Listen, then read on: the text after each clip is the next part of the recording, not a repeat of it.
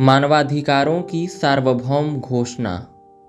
10 दिसंबर 1948 ईस्वी को संयुक्त राष्ट्र संघ की सामान्य सभा ने मानवाधिकारों की सार्वभौमिक घोषणा को स्वीकार और लागू किया।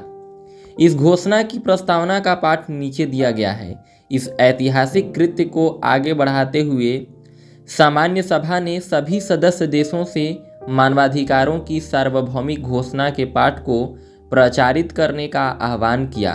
सामान्य सभा ने देश या क्षेत्र की राजनीतिक स्थिरता पर ध्यान न देते हुए इसे विशेष तौर से विद्यालयों और अन्य शैक्षिक संस्थानों में प्रसारित और प्रदर्शित करने एवं पढ़ने और पढ़वाने का आह्वान किया। मानव अधिकारों की विश्वव्यापी घोषणा की प्रस्तावना। चूंकि मानव परिवार के सभी सदस्यों की स्वाभाविक अंतर्निहित गरिमा तथा उनके समान एवं अत्याज्य अधिकारों की प्रतिष्ठा विश्व में स्वतंत्रता, न्याय तथा शांति की आधारशिला है।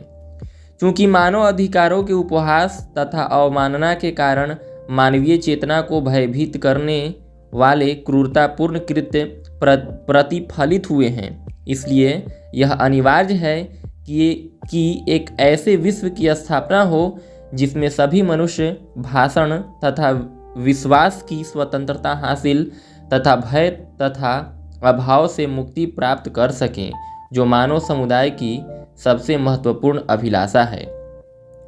चूंकि यह आवश्यक है कि मनुष्य को अत्याचार तथा दमन के विरुद्ध अंतिम अस्त्र के रूप में विद्रोह न करना पड़े, इसलिए विधि के शासन के द्वारा मानवाधिकारों की रक्षा हो।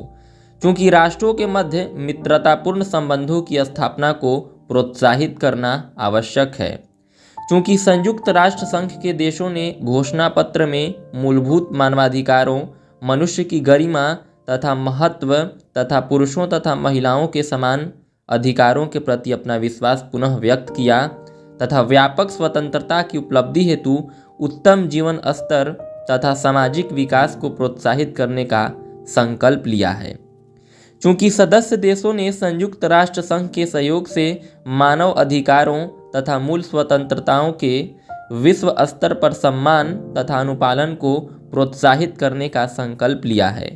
चूंकि उक्त संकल्पों की पूर्ण उपलब्धि हेतु इन अधिकारों और स्वतंत्रताओं की सार्वदेशिक अवधारणा सर्वाधिक महत्वपूर्ण है, अतः आज संयुक्त राष्ट्र संघ महासभा मानवाधिकारों के विश्वजनीन घोषणा पत्र को सभी सभ्यताओं तथा देश के लिए उपलब्धि के सर्वमान्य मानदंड के रूप में इतदर्थ घोषित करती है कि प्रत्येक व्यक्ति तथा समाज का प्रत्येक अंग इस घोषणा पत्र का सदा विचार रखते हुए इन अधिकारों तथा स्वतंत्रताओं की मर्यादा को अध्यापन तथा शिक्षा के माध्यमों द्वारा प्रोत्साहित करेगा तथा विकासोन्मुख राष्ट्रीय अंतर्राष्ट्रीय साधनों द्वारा इनकी सर्वदेशिक तथा सशक्त स्वीकृति एवं अनुपालन को आपस में सदस्य देशों की जनता के बीच तथा उनके क्षेत्राधिकार के अंतर्गत आने वाले प्रदेशों की जनता के बीच स्थापित करेगा।